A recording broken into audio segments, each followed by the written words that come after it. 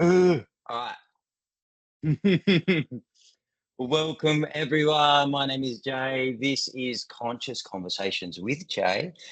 And we are building a hub here for healing, for transformation, and personal spiritual development. One of the ways in which I'm doing that is I'm speaking to people from all walks of life, people who I feel have great wisdom and insight to share with you guys to help you with your healing journey, with your conscious evolution, and hopefully to put some hope out into the world and as much information as possible, as much knowledge as we can out into the world to help you guys with your healing, like I said, and with all aspects of personal spiritual development. So I have my friend here today, Miss Lisa Danza. Welcome, Lisa. Hello, Jay. Nice to see you. Thanks for having me here. Appreciate you being here and looking forward to the conversation. So Lisa you've just got qualified as a PCC coach, is that right? When did that happen? Yes. That happened in October. Nice. October last year, 24. Nice. Yeah. So for those of you who don't know, PCC is a credential that you can get with the International Coaching Federation, and that means that to be able to sit that exam, you need to have at least 500 hours coaching up. So that means Lisa has she has quite a lot of experience and hours under her belt with coaching, and looking forward to diving in to find out a little bit more about what makes you tick, Lisa, and what drew you to coaching and all of that good, juicy stuff. So let's just dive straight in. I love asking people this because I'm fascinated by it. Did you know when you were growing up that you wanted to be a life coach? Was it like, I know as soon as I could talk and work that I just want to be a coach, that's exactly what I want to do? Was that your experience? No, it's definitely not. Look, growing up for me wasn't a safe space at all. It was a pretty rough childhood, and yeah, I didn't have support around me, or there was care, the basics, looking after care like food and shelter and all of that. But I didn't have support around me through human beings around me, and I just kind of learnt to be very much alone. Um, and, as I was growing up, I used to mimic my school teacher, I think, and think I was going to be a teacher and stuff. But, Mm. it's a good question because I didn't know what I wanted to be. I was just kind of struggling to be okay with myself. But it's interesting because with the coaching, it's like coaching teaches you how to hold a space. Coaching teaches you how to listen and how to be curious and just to have that safety and hold that safety in the space for a group of people or another person. And it's like, I love working with other people to help them grow and evolve. It's such a privilege. But really, it's something I've learned to do for myself. So it's like with the coaching, I can really appreciate how important that is. Like you mentioned the word like vulnerability, or maybe I was thinking vulnerability when you're making that introduction. I'm thinking, oh no, I better live up to some expectations here. And I could feel that vulnerability in me. It's like the thing with coaching as a child, it wasn't okay, like to be vulnerable. But it's like with the coaching, it does help you hold a space where someone can be vulnerable with themselves, open with themselves, and open to exploring.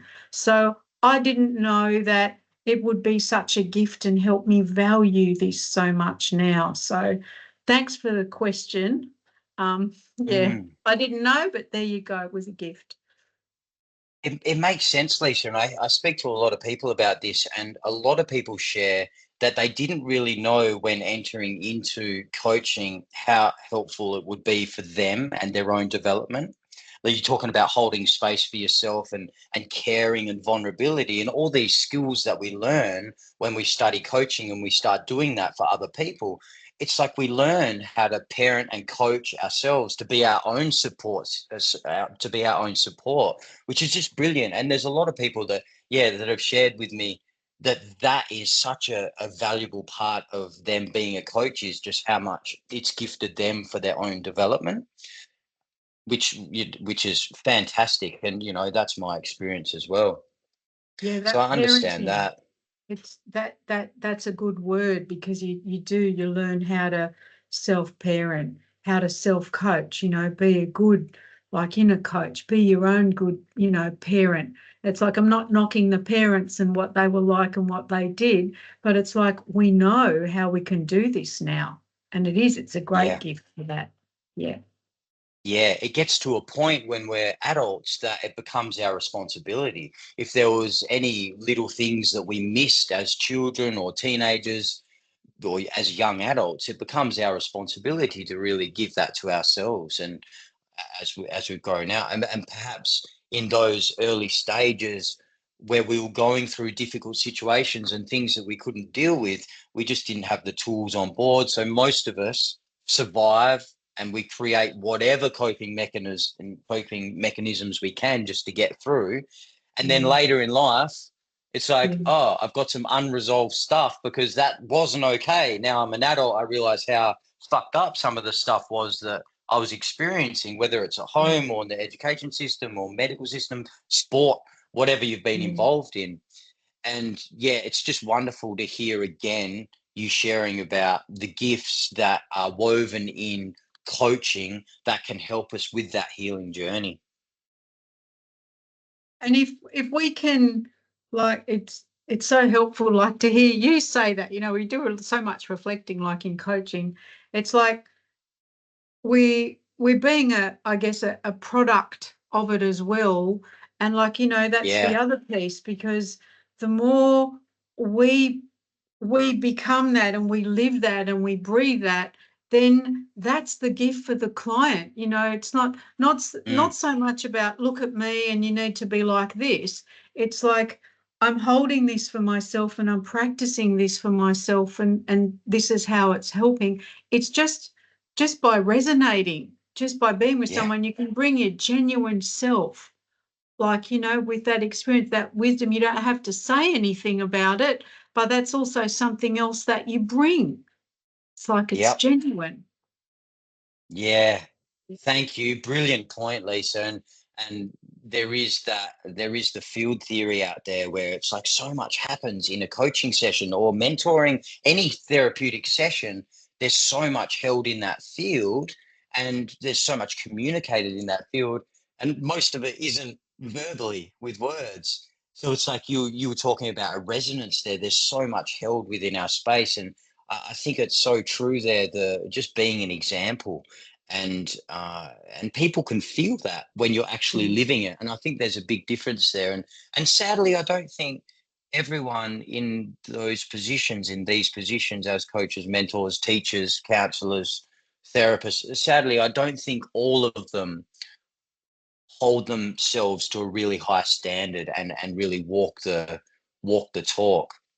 So brilliant if ones are doing that, because it really is of such value to the clients when their coach is actually living the process and an example of how it can be. Yeah. Yeah. So do you remember the moment when you were like, okay, coaching it is? Do you remember that time, or were you thinking about it for a while? Do you remember? We might digress a bit, and I think it relates to, yes, I do remember when, like, my heart just said, yes, this is so worth doing. I really want to learn. And that was actually, um Belinda. It was Belinda Uh, that that made the difference, like, to me. And, we were just saying how, when you're, being an example by living it, by breathing it, so much can happen in that space with a client. Um, Belinda to me was a walking, talking example. And I always look at the leaders and what's behind the scenes of any mm, service, whether I'm going to work for them, whether I'm going to learn with them, whatever it might be. And anyway, I've just like did a lot of observing, like of Belinda, and we worked together for a while. And anyway, Belinda is just, I found her to be authentic. She'd be all right in her vulnerability. She really cared about the coaching, and she like came across that way. And it's like, wow, you really do. And she was like living it and breathing it. And I mean all the ups and downs of life as well. And it's like, wow, and what, this is in a coaching framework. It's like to help others. I'm in, I'm definitely in. And so, it stirred things up in me. It felt like it was about to be making a deeper commitment, to learn. I had that sense. Um, but it's like it was a kind of a no-brainer. And she was like the living, breathing, and she was at the heart, of this, and getting it all going. And so it's like, well, if that's what coaching is about, and that's who's behind it, that's in the foundation, I'd really want to be part of that. I'd really like to learn from that. There was no rah-rah, no kind of glamour, and I'm not saying there's anything wrong with that. That can appeal, but it didn't appeal to me. I like the realness, like the authenticity, and like, to get into the nitty-gritty of things, and there's that spirituality in there, and it's like, she just brought it in, and it's like, yes, I really want to do this. And the more I sort of, felt into it, the more it just felt strong. And, I've done a couple of courses now, like when it was a Cert 4 in, I think, 2010 or 2011. And then when it became the diploma, because the core competencies change, it's such a good framework. And it's like, as a trainer, as well, it's like there's a really good framework, for any practitioner. And it's like, so, use it with yourself, in the space when you're working with others. It's like, how could you say no to that? So it was very exciting, like in that way. It really ignited me in lots of ways. So yes, there were kind of light bulbs going off. I told you we'd digress, like we have. I think that's perfect, Lisa, because you're sharing your heart there about where the moment was, and it's like fireworks where you just know all of a sudden it's like, oh, that's that thing that I've been looking for, and now's the time. And also a beautiful example of someone who's walking the talk and being an example, and how her doing that was a mirror for you and something that really attracted you in. So it's a brilliant example. And for those of you who don't know, Lisa's talking about Belinda Bailey, who's the founder of the Global Coaching Academy. And I was invited to become a business partner and facilitator of GCA in 2024. And she is just so brilliant. So, and love her dearly. And myself and Marguerite have joined her now to evolve the academy. It's part of why we're doing some of these interviews, to raise awareness just generally about coaching. We love coaching, and it's so magic, and there's so much in it. And the diploma that we offer is a diploma in mentoring, coaching, and interpersonal facilitation. And it's just brilliant. It's a 12-month course, and it's just so introspective. And a lot of people just go on that 12-month journey for their own personal spiritual development. A lot of people want to make a career of coaching and or mentoring. So we cater for both people there. It's just beautiful. And I feel very privileged to be taking the reins somewhat with Belinda and Marg now. It's been a beautiful 12 months. So what I'll do is I'll put a link down below where Belinda is talking about her journey and the origins of Global Coaching Academy. We just did a video on that last week. So I'll put some links in the description so you can follow. And if you want to know more about Global Coaching Academy, it's globalcoach.com.au. All those details will be in the description. So thanks for bringing that up, Lisa. That's perfect, because BJ she's an absolute treasure, and she's written that course, and it's just, I've been getting familiar with the course because I'm facilitating it now, and it's just brilliant. There's just so much woven in there, and it's just really deep. There isn't that real rah-rah, but we still are very much championing you to be the very best you can be, and we care about your evolution, not just as a coach, but as a human being. And we want to tailor make your journey to suit you and to suit your personal spiritual development, because everyone's unique. So yes, love the course and very grateful. Thanks for bringing that up. It's a great example, Lisa. So yes, I would like to know a little bit about the job that you do, because I know that you're training, right? But the coaching, you're doing a bit of coaching in there as well. I know you're doing some one-on-one sessions coaching, but what can you explain to us what your job is at the moment? Sure. Um, Look, for the past 25 years, I've just been in the learning and development space, really helping people grow and learn. And a lot of that has been training. And what I do now, I do a couple of things. I have one of my big roles, I guess, is I do a lot of facilitating. So I help staff in organisations internally and externally. I help them develop personally and professionally. So some of that is, and so a lot of them are clinicians as well who work with clients. Not all of them are. They're in all different industries. So my role is I facilitate coaching. I deliver training. I work with clients to develop training programs, and a lot of that is very much in the workplace wellbeing space. So, Awesome. Yeah. resilience, self-care, kind of a lot of those Oh, things, a lot of those conversations about, yeah. what it's really like and what people are experiencing. A lot of vulnerability Mm, comes. So that's one of the things. I also run meditation and self-development classes or groups, once a week. There's a lot of spirituality that comes in there, very holistic approach. And I also do one-on-one sessions with people who really just kind of want to skyrocket a little bit more, just have that one-on-one support for whatever they yeah. want to work on and what they want to grow with. So I guess it's all of those things, Yeah. yes, that I do in terms of, what coaching comes to touch. Yep. Oh, I was just moving when you was something when you were sharing there, something really moving in me when you were talking about helping people in the workplace, with resilience and self-care. There was just something moving about that, because not so long ago those services weren't provided for people in companies, and there was just like I was like, oh, Lisa's bringing this to companies and different people from different walks and different businesses. I'm like, that's really awesome to be sharing and teaching people about self-care and all those sorts of things, which is so valuable, and helping people to get real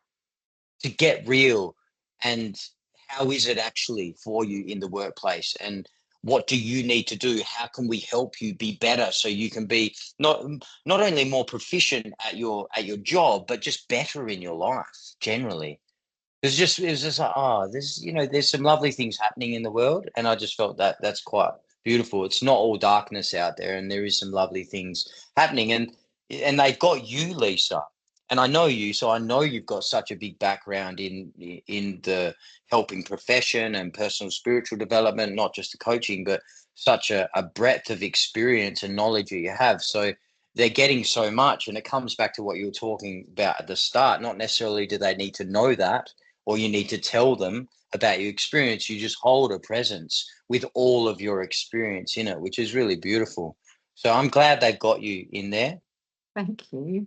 It's thanks, Jay, for saying that. I kind of just see it as a privilege, and Mm, yeah, it's a privilege, but coming back to coaching and I guess the privilege and yeah, being in that space, um, there can be so many different types of workplaces and different things going on that are not spoken about, um, that are not verbally acknowledged or that are yeah, felt. And I say this so often when I'm talking like to HR teams or managers that, yes, we think this is what they need and we want, and it's like, um, just got to keep, yes. So there's a magic that can mm, happen when those conversations can take place in the space just the special space just to have conversations around those things that's kept as it's designed to be with coaching. So when it's the group led or the client led, where there's that confidentiality, you know, kind of the whole framework, the ethical framework, you know, the interpersonal skills, the space that you hold, like all of that with the questions, the right questions, the curiosity, you know, when you kind of facilitating in that space and it's held,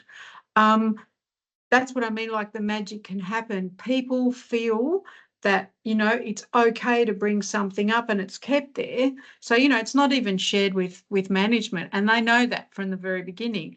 And so Yeah. it's kept there, but then we can get real, as you say, you know, and Yeah. acknowledge what's going on and what can you do moving forward. It's kind of not telling them. So they kind of do it for themselves, and that is what coaching does. You know, when we're doing it and we're living and breathing those core competencies, and there's a Yeah. trainer in there coming out, it's like it's the framework. And it's like, you know, if you're working well with that framework and you're making it work, it's like that's what people can do for themselves. And it's Mm. like that's what it is. And it really is like a privilege. It's like, oh, I love this.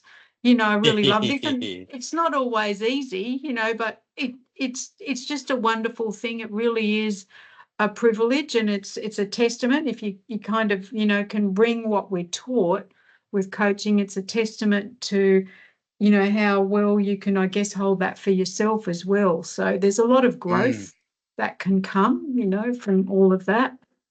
Anyway, so yeah, Yeah. it's good to witness. It's very helpful to witness, and to see it grow like that, because then, you know, they pass it on. And sometimes it can't even be described. It's not like you know, a competency or a step or a box you can tick. It's like there's Mm.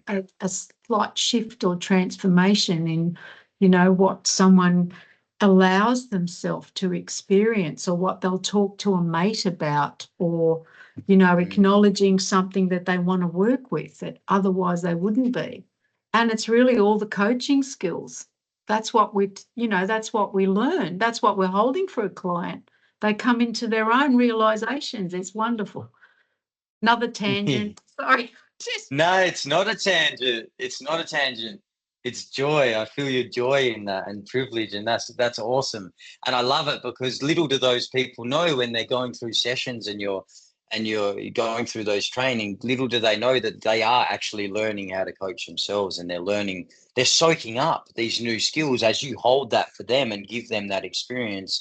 Often people are just shifted and they learn how to do that for themselves. And I love hearing about this in the workplaces, because if people don't talk on stuff and have a safe place, to a non-judgmental place to bounce things and to just share openly, things fester, and that's when that's when things can get out of hand, when people aren't being honest and they're suppressing how they're really feeling, and things can blow up unnecessarily.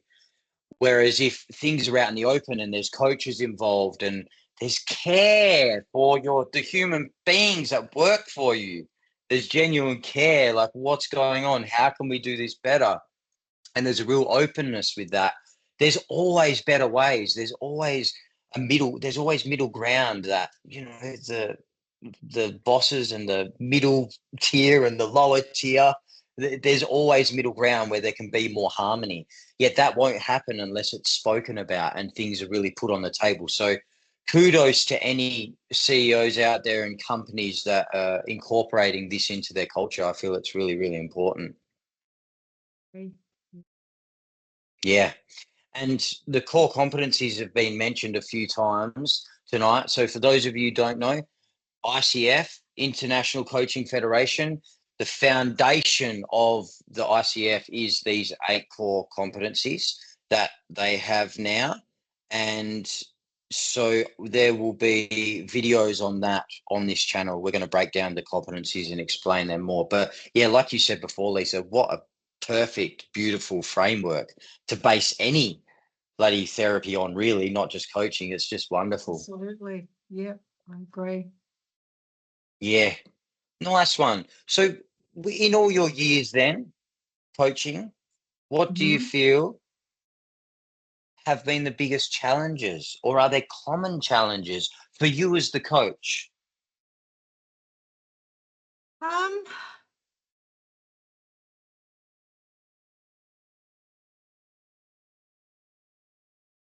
I've found the biggest challenge,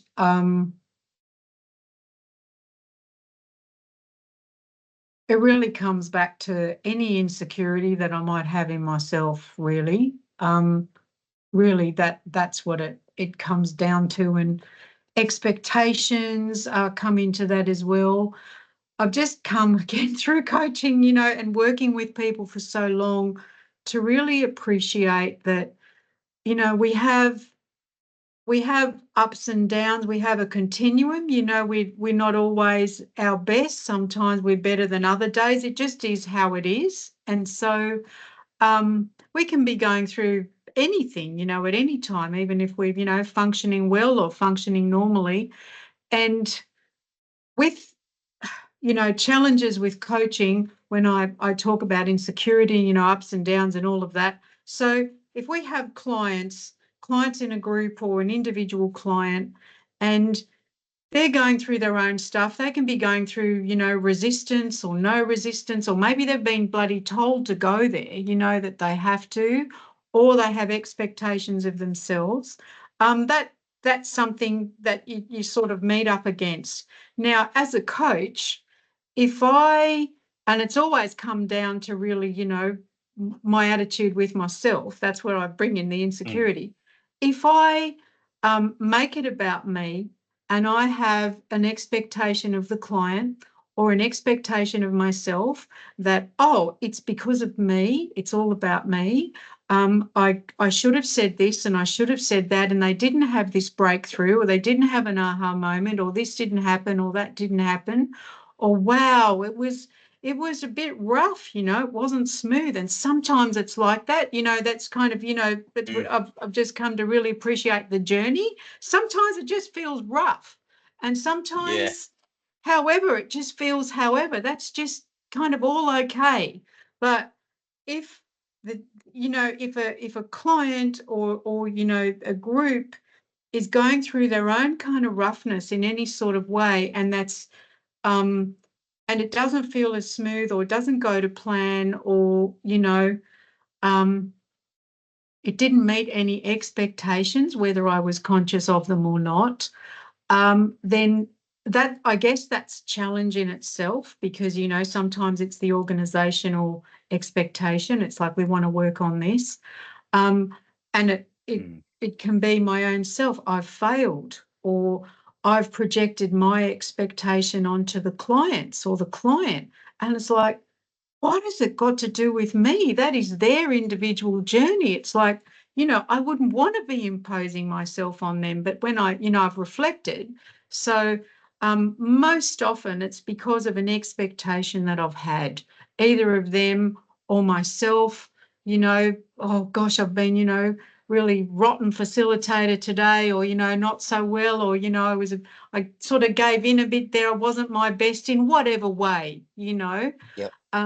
So I've still made it about myself, and sometimes, not, I've forgotten, in some moments, that it's completely about the client. It's their journey. We've made an Mm, agreement in terms of what they'd like my support with and what we're working on. So I'm kind of, like steering, I guess, in the background, keeping it on track. But it's about them and their process and what they're ready for. And it's like, that's one of the big keys with coaching. mhm, It's like, you facilitate, you ask the questions, but it's almost like you're sharing the head and heart space with them to find the right questions, or the right, things to reflect back, or to offer a challenge, but it's just so they come into their own knowing according to what they're ready for. They've got it in themselves. It's not me imposing. So I guess the challenge, it's a little bit, maybe it's not really complex, but it's full, in that way. It can be, that's why I say I've made it about myself when, I've always reflected, what could I do differently? What, Mm. was it the space? Was it my boundaries? Was it my questions? And it's like, yeah, adapting, and sometimes less adaptive in the moment, or all of that, like the technical things that we learn. But mostly, the biggest challenge is when I've gotten in the way with things like that, because that is professional training as well. You have that, I've had that mindset, that's the outcome. I've got to perform a certain way, kind of got to do that, and it becomes rigid. And it really has to be a dance. With coaching, you're not being a trainer, you're not being a No. consultant, you're not telling anyone.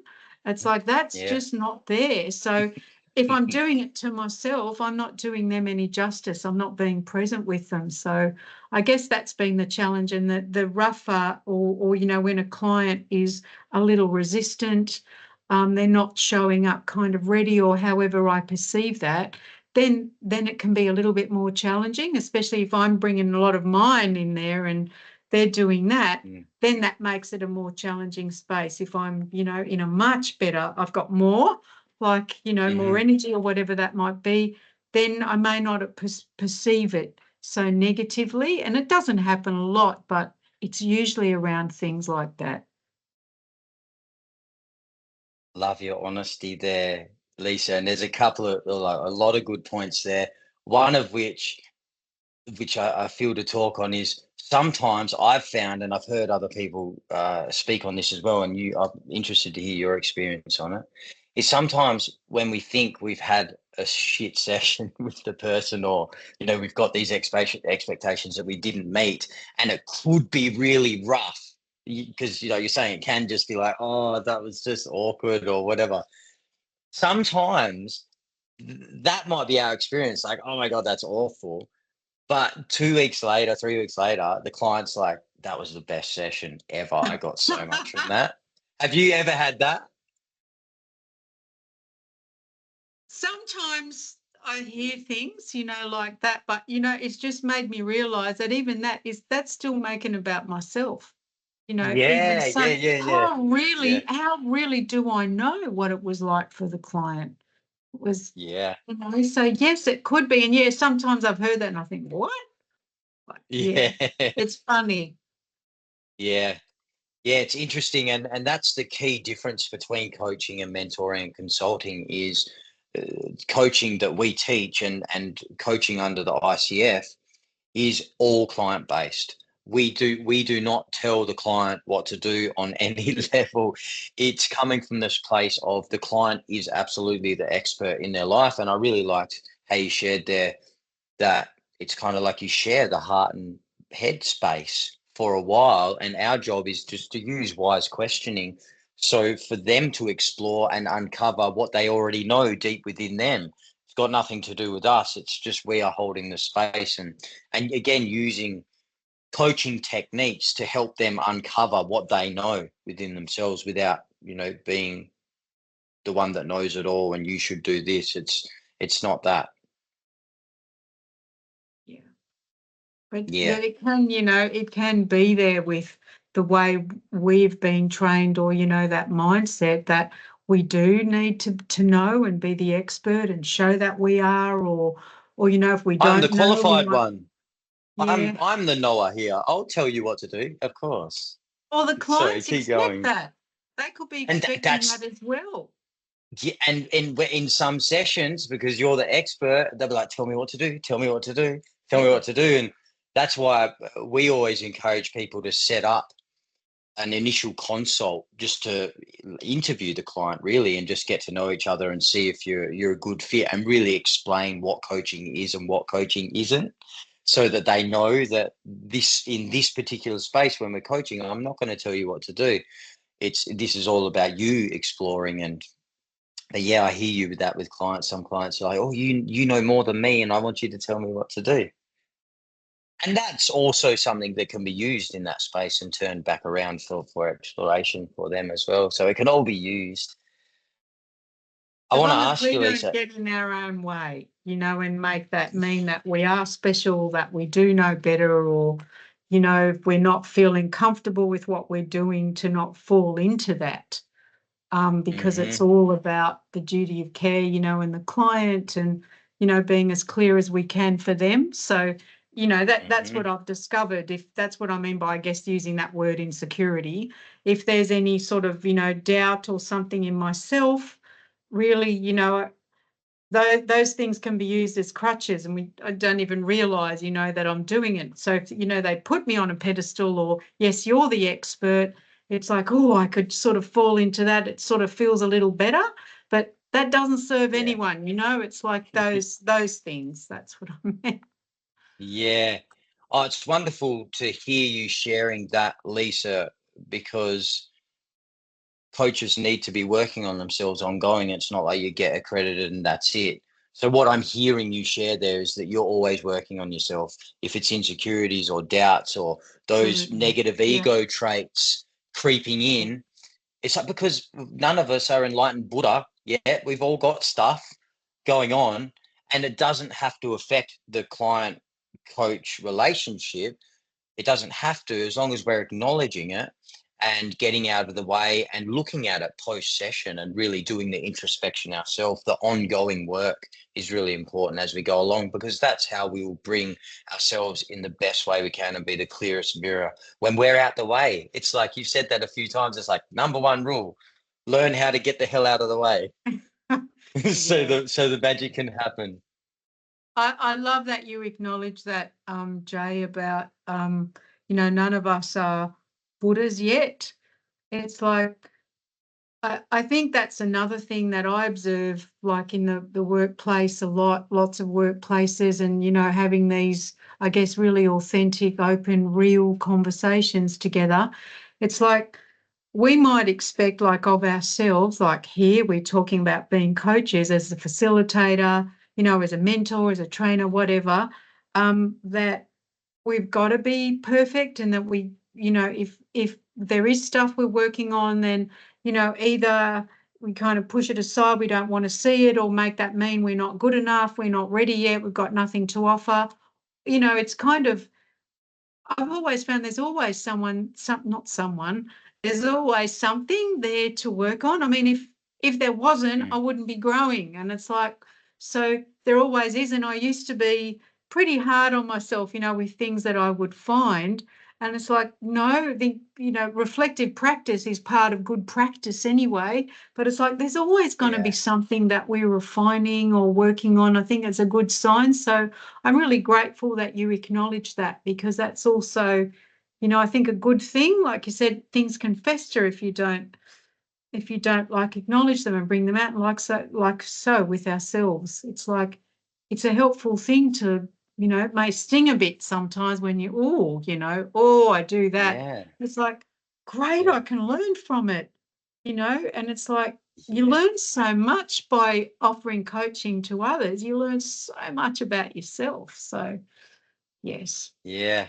And Anyway. when is growing not painful? It's always going to sting a bit. Growing, we're growing, we're stretching into new ground and uncovering things about us that aren't wonderful. That's, there's going to be pain involved in any growing. And yeah, reflective practice is good practice and very encouraged, I feel, because as we grow as coaches, then we attract different clientele. And we've talked a lot about this on the show as well, Lisa, that you can only go as far with a client as you are willing to go with yourself. So the more work that we do on ourselves and the deeper we can go with ourselves, the more vulnerable we can be and the more authentic and honest we can be, that we're not enlightened Buddhas yet and we've got stuff going on still. We're just a Yeah. human being, and we might be a couple of steps ahead with some of the things we've learned, but we're not better than, because that's the other thing that can happen, which we touched on a little bit with in different wording, is there can be that superior inferior thing in workplaces, but also in coachee relationships, where that can, that I'm the expert and you're not. So really wonderful. What I'm hearing with you is just a lot of humility there, and yeah, it's wonderful, and that's how we can serve our clients in the best way, by to continuing to work and refine our own characters and get better ourselves. Yeah, I'd love to hear. I'd love to hear if you are willing to share. You talked about insecurities, and when you were sharing there, it just felt like I don't know, some level of responsibility with your work when you're consulting, when you're training and teaching with these people in the workplace. I'm just wondering if you could talk us through, Lisa, if you have one of those sessions, a training or whatever it is, that does bring up insecurities, or you do feel horrible after it, you think it didn't go well. Talk us through how you coach yourself through that if all that stuff was coming up. You're asking some good questions, aren't you, Jay? Good coach. It's a good course that we teach. It is a good course. I love the growth. Plug. Well, so step one is awareness. So awareness, and during the session, it's not about me. So I certainly park. I'll park what's coming up for me. I need to be present with the client and my responsibility. So that's what I'm there to do. So I do that even if I feel like crap, it doesn't matter. I don't stop what I'm doing. I remember what I'm there to do. And I don't talk about what's going on for me because it is not about me. So, there have been, moments like, what is going on? So we're just talking about, when I feel that I need to reflect or it's not so comfortable or whatever. If it's with the client there and something's changed, I might acknowledge, wow, it feels a bit different, or, the energy's kind of lowered. So I might acknowledge it in that way. But when it's about me, so I like, I know it's going on with me, I will just continue. And then, when that's wrapped up and when that's finished, I will then take some time as I go about my business to transition, like from that, and kind of clear it energetically. I'll let go of any energy that I feel I might be carrying from the session or the client. So make sure it's mine that I'm feeling. So, Sure. my energy hygiene. So I'll do that and then address the feelings that are in me before I start to reflect. So, just accept what's really there. Sometimes, a session can stir up stuff in me that's mine because, like you said not so long ago, that I've forgotten exactly what it is, but it right. When we are able to face something in ourselves, we can hold that space for another, and that's kind of something else. But that is a very valuable gift we can bring to another because we're not in any judgment because we can face it in ourselves. So when I've found, something has stirred up in me, to sit with that as much as I can. So, it could be in the car, like afterwards when I'm leaving the site, and just to be with that feeling. So I might, after I park it, I'll bring it in and to feel through it, just to acknowledge the feeling. You feel it, then you can heal. So, and when that has kind of got it out, could be, anger, could be, feeling upset. And sometimes I've felt, real deep angst. Just kind of as when that's passed, to sit quietly with my cup of tea, and kind of reflect objectively. Sometimes I've talked it through, like debriefing is very important, talked it through with colleagues, or my line manager. Sometimes, just to actually share it, verbalize it, I've been able to reflect myself and just kind of get it out and hear myself speak. And just kind of acknowledge what actually did happen, what are the facts rather than the perception, because it can be so clouded, when you've got stuff going on. It's like, so, okay, but if I'm still charged about it, I don't really do reflecting, I just kind of work through it. And then, there have been periods where I'll just actually, what actually happened? I go through like a reflective cycle. What happened? What was the outcome? Were those main things covered? And as long as, that's all okay, then I'll just kind of deal with what's been happening. And quite often for me, it's taken a day or a couple of days where, to have clarity and just kind of there's nothing left. I've got no feelings, but it's a bit clearer now. It's like, oh yeah, it was that, it was that.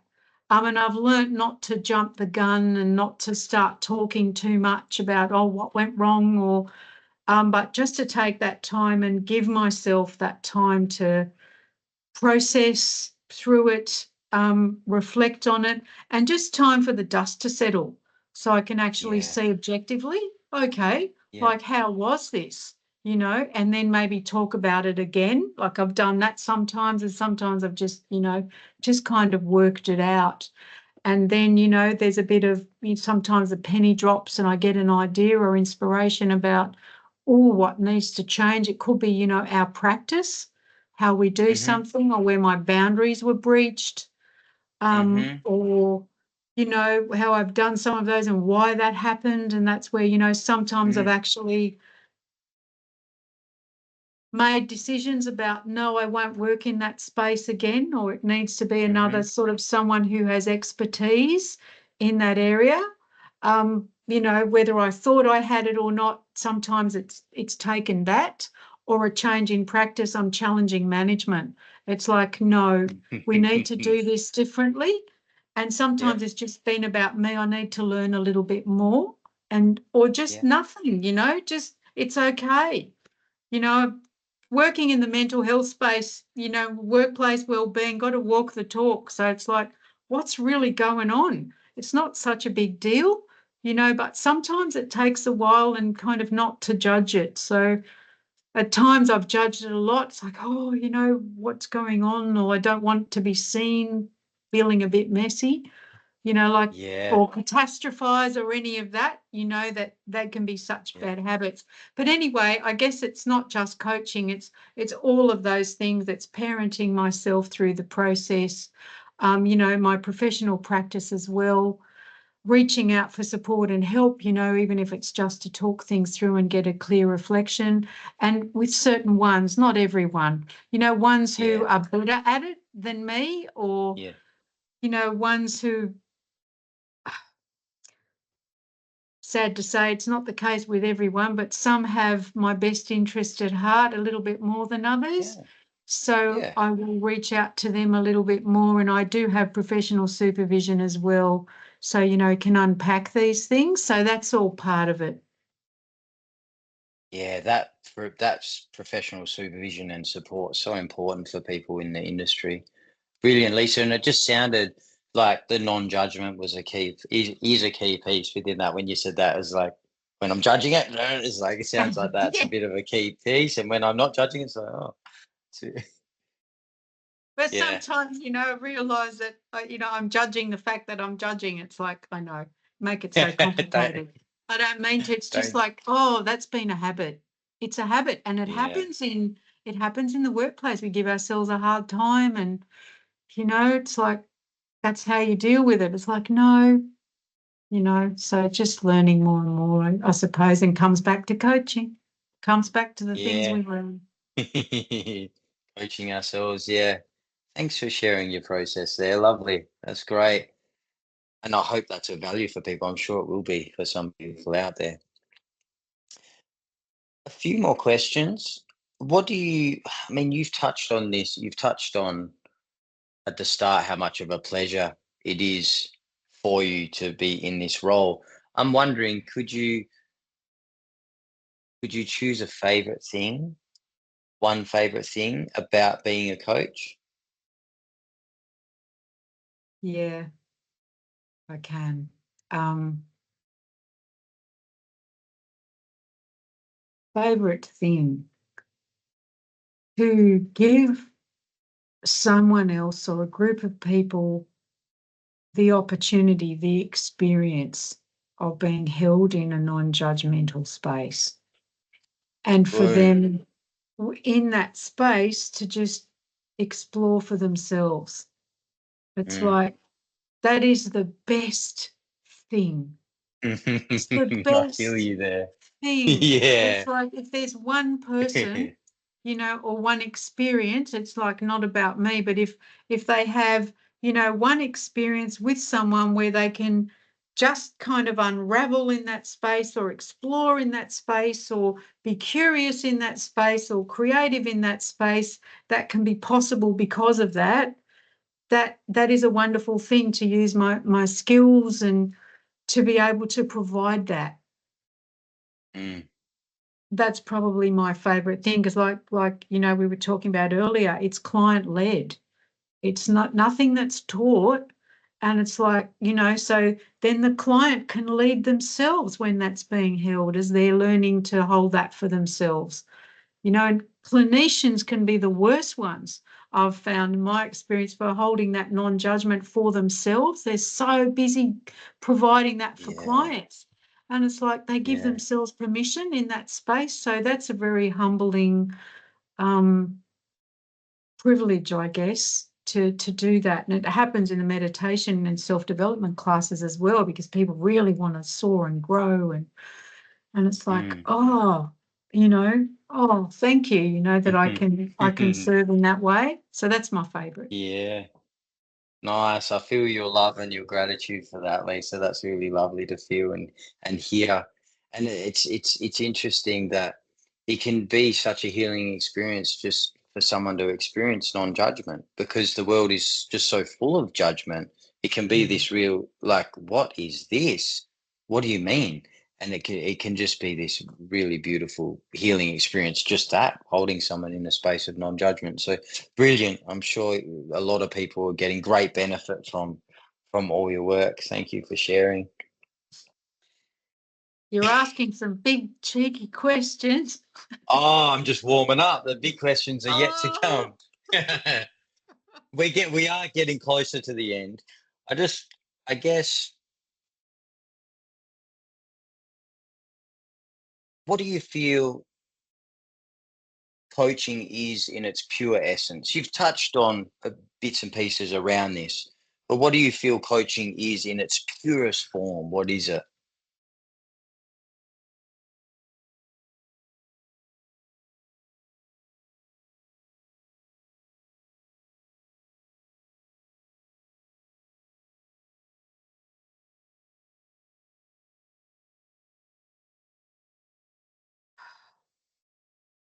Perhaps a way of facilitating or playing a part in the growth process, or it's a very sacred process, someone growing and evolving, and and that's what coaching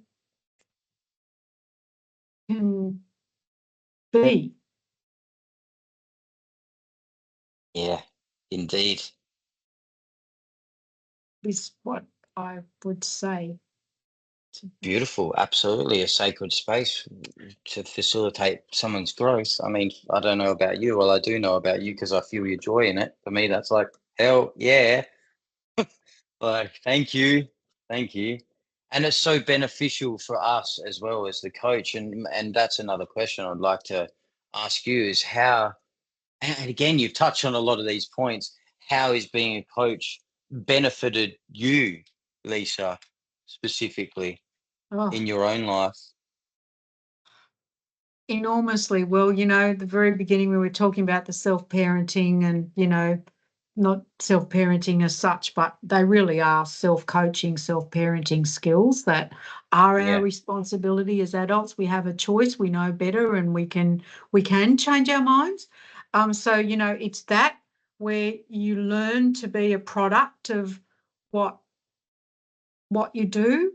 Otherwise, I don't know, we're a hypocrite really, but anyway, so Yep. becoming a product of what we do.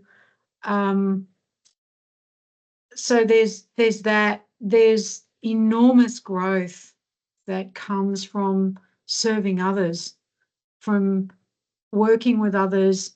I've learned so much, and even before, I was involved in any learning and development, I was like in hospitality, and just so much learning about people, about others. So And that is usually a reflection in some way of myself. So, you know, with this,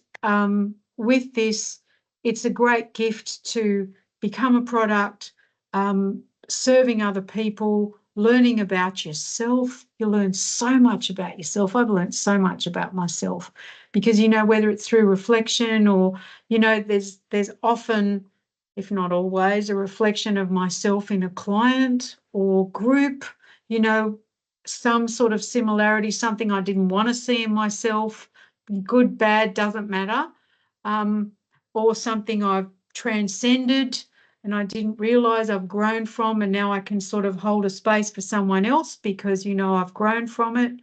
You know, or the way I'm challenged and the way I might respond. Like there's so much learning, but it helps our own, you know, I guess self-actualization to be able to support another, to do, you're helping someone else help themselves. So it's like you can't help but gain from all of that, especially if you value growth and development and, you know, reflection and all of those things, which I love. So it's like, wow, you know, I get so much out of it, holding myself accountable, like all of those. And they're basic, you know, but very important self-parenting skills, you know, like all of those things. It's like, so you just kind of become better, and then the more you learn, the more you grow, the more you confront builds and all of that, you're more curious, the more you see. And it's like, oh, It okay, doesn't end. I can be better, you know, not in a bad way, but it's like, oh, that was good then, but it's like, you know, so it's a gift that keeps on giving as long as the attitude sort of stays, you know, sees the universe as being very benevolent, like in that way. If you're holding that right mindset with coaching, it's just an ongoing gift in that way. I think that answered your question, but I've actually forgotten what the question was. Yeah. It's like, how does it benefit you? How does being a There you coach benefit go. you? In There you lots of ways, on lots of levels. go. So it's awesome.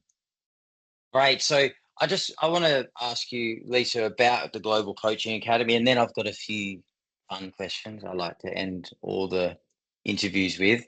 Firstly, though, out of all the coaching courses that you could have done, I know you spoke about Belinda was really the draw card for you. Could you drill down a little bit on that? And what do you feel for you was the point of difference? And this isn't bagging any other coaching schools, guys, because there are so many brilliant coaching schools out there. I'm just really curious to speak to our graduates and to say, what was the point of difference? Why did you end up doing this course and not the million others that are out there? Yeah, it has to be a good fit, you know, for people. So there are lots of, yeah, like you say, you know, lots of courses and schools and yeah, I, you know, aware of what else is around. It has to be a good fit for me. I've got to feel comfortable. Well, GCA brought in, I guess, a spiritual component, so very holistic, also very real. And again, that kind of links in with Belinda and how, you know, I guess she kind of built that in. So I like that very holistic kind of approach. Even in training, you know, I like to find that somewhere because that's important. It's really there, not pretending it's not there. But anyway, better not go on a tangent about that. Anyway, so the holistic approach, the spirituality in it. Um, Also, there's so much with the course that was very much about heal thyself. So Mm. lots of tools, you know, whether it was the archetype dialoguing, like just lots of good stuff that you could use for your own clarity, for your own healing. And, you know, we were talking earlier on, Jay, about how important it is to, you know, self-reflect and you become, you know, you work on yourself and like all of that. Um, well, it's all built in because you need to experience it to be able to help a client and offer them tools and work with them. But it's kind of all built in so that we've got things, tools we can use, strategies um, that we can apply to actually reflect and heal and get ourselves in balance. It's like we can constantly be working on ourselves in a really good way and embracing our growth. And I really loved that too. That was kind of normal. You know, it's not Mm, about I've got to look like this and do this and then I go and do it to them and, you know, all of that. yeah. It's like, you know, that was hard work. Like, oh, you know, I've got to like reflect this and, you know, look at this. And it's like, oh, you know, when I look back, and that was in the course, you know, when the very first one as well. When I look back, I can see, Jay, that there's so much in my life that I have been living and breathing from those things that I've Mm, learned that have just become part of my life. And it's like, great, you know, there's just stuff you can use. So, stuff you can use for yourself as a practitioner that, you know, mm, there's not a lot. Well, I don't know, you know, I don't know, but with people that I've worked with and had the privilege of coaching or delivering training to, like clinicians, it doesn't seem to be the norm to have a lot of your work on yourself, tools and strategies built in, whether it's university or other courses, because when we talk about those things in the room, it seems to come across as a surprise. Um, or, you know, it's kind of, you know, it's not really expected that you would keep working on yourself. And yet yeah. it seems to be such um, a foundational part of what we learn with the course at the GCA. So you can bring that clarity and that, you know, that wisdom and the learning to your clients and to the space. So there was that Mm. as well. That makes it different to me. And I couldn't see a lot of that like around. Nice, Lisa. Yeah, it was heartwarming when you were sharing that there's so many things that have integrated in your life that you can trace back to doing the course so long ago, which is lovely. Hard for things, I guess, not to stick, being such a reflective and introspective course, and where we really unpack ourselves and know thyself and heal thyself. So that was really lovely to hear, and absolutely just touching on the holistic approach and the spirituality. We do take into account mind, body, and spirit at GCA. We know that you're more than just flesh and bone. So that's woven in there, that holistic approach. And there's so many practices to get you in touch with a deeper, more truer part of yourself. So yes, wonderful, wonderful to hear your experience of that, Lisa. Thank you very much. And again, all the details will be in the description. Now, I've got 3 questions for you. Fun questions that I like to ask everyone. I don't Right. tell everyone that I'm going to ask them this either. So, if you could, now, do I adapt this to coaching or just generally? If the if you could only take one lesson with you into your next life, if everything was scrapped except one lesson, what would that be? One thing you could remember from this life as a coach, just generally, one thing that you could remember. As a coach, generally.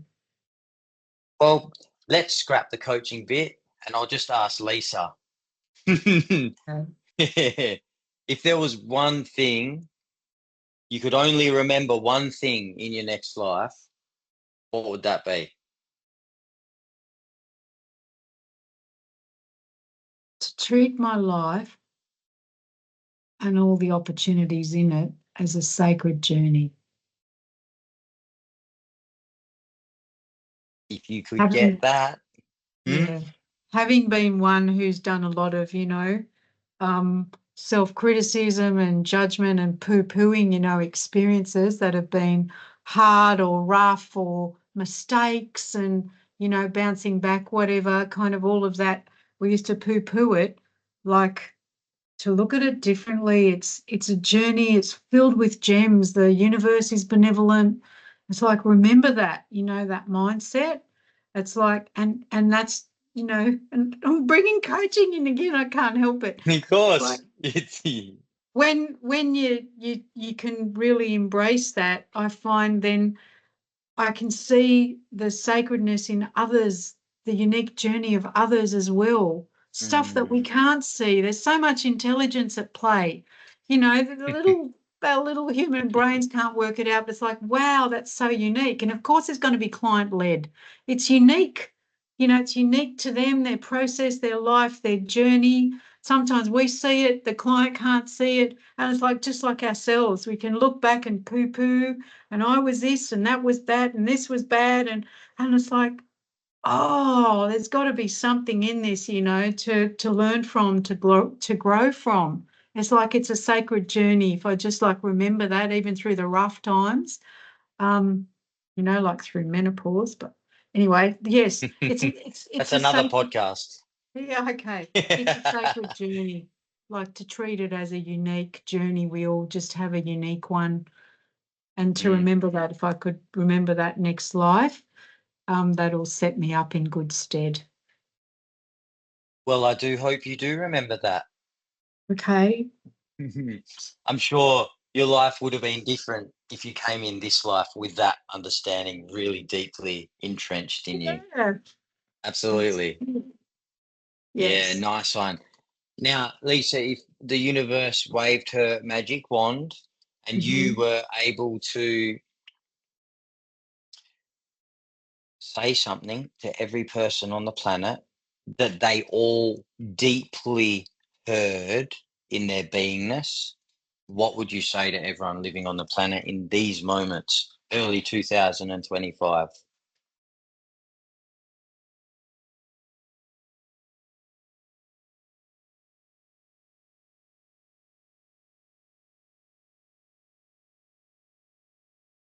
Make lots of room in your life for love and to practice being a good human being. And the more we can That's do that, the more we can embody our potential because then that's how it's expressed.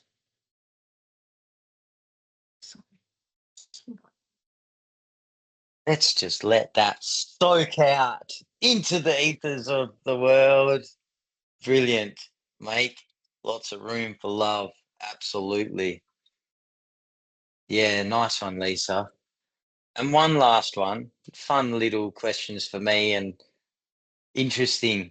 I love asking these questions. I just love it. I love all the unique I responses. It's can lovely.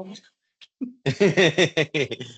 uh, Now the universe has waved her magic wand, and you can create a law on this planet that naturally, no, naturally, everybody would follow. What would that law be? Universal law making, Lisa. That's it.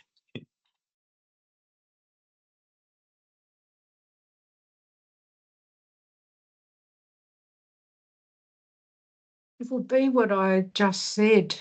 Um, Mm, to practice being a loving, good human being so that, and to help others do the same. And it, and and I don't know if you can feel it. That's not about having like a little opinion about how we should be. It's like to grow, you need love. It's not just love. Love is expressed in like lots of ways. Um, but the more we can teach ourselves to hold more love and to express lovingly, whether that's through boundaries or lots of ways, patience, kindness, courage. The more we train ourselves to embody this and be this and help others to do the same, the more balance can be restored, because we can embody our potential. But when there's plenty of stuff there and we let it be there instead of grow through it, we can't really embody all of our potential. And, so it's kind of a win-win, but not just ourselves, like to help others do that for themselves as well. So it will be extending, like, to help others, you know. We all reach that stage and where that we all feel that way. We'd really like to, but, you know, in my observation, we don't always prioritize that or make that such a priority. So it would be more of a priority. Nice one, Lisa. And I'm sure the planet would evolve and change very quickly if that law was set. It would, I Yeah, guess. it would Yes. snowball really quickly. And in saying that as well, everybody's where they're at and nature will take care of it. And Yes. working towards a better world, a more loving, compassionate world of peace and harmony and all of that sort of stuff, which isn't a fairy tale to me in my heart, but it won't be made so unless we embody those changes. It will remain as potential and as a fairy tale unless people on the ground really look into their heart and ask themselves, okay, what are the changes in the world that I'd like to see? And not just have it on their wall on a canvas print or a sticker, but truly look within and what are the changes for me uniquely in my life would I like to see in the world, and then go about embodying those changes and transforming ourselves so that we are living the ideal of what the change is in the world that we want to see. It's a beautiful thing. And the more of us that do that, then the world has to change. And a lot of people out there still have a mindset of what can I do? But if no one does anything, nothing changes. And it's the ordinary people living in extraordinary ways and bringing their best to everything, bringing the most love and compassion and acceptance and all of these wonderful qualities to all walks of life. That's how we'll change the world. So lovely to hear, Lisa. I just want to wrap up. Is there anything you'd like to say to anyone out there who's thinking about becoming a coach?